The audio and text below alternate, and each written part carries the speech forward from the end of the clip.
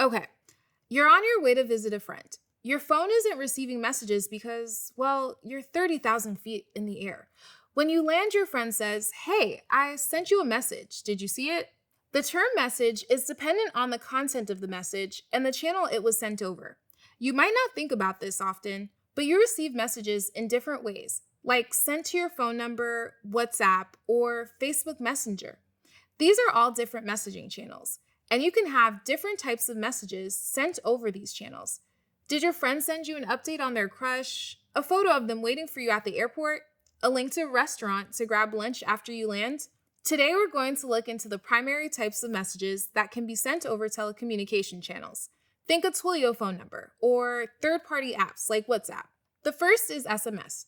This is an acronym for short message service. We usually call this a text. It's a message that typically contains just plain text, but it can also include things like links or emojis. The second is MMS. This is an acronym for Multimedia Messaging Service. It's a message where someone sends you media, like a picture or a video, instead of a text. Then we have RCS messaging. RCS stands for Rich Communication Services, which allows you to deliver personalized, interactive text to customers globally. You can think of RCS as a way to boost engagement and efficiency, offering a more dynamic experience than traditional SMS, allowing you to use enhanced features like branded messaging and verified sender IDs.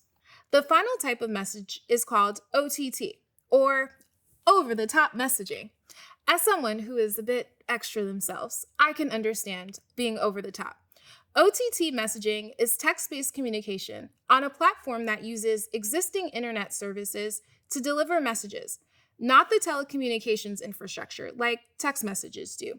This includes instant messaging applications like Facebook Messenger, WhatsApp, Telegram, Line, and WeChat. Each of these types of messages are vital to the everyday person's life. We're texting, we're sending pictures back and forth to friends, we're hopping on WhatsApp to keep up with friends we met while abroad.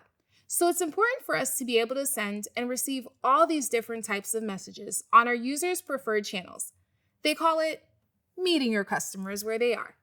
And it would make our lives as developers a whole lot easier if we could programmatically send and receive these types of messages using one API. Well, we're in luck.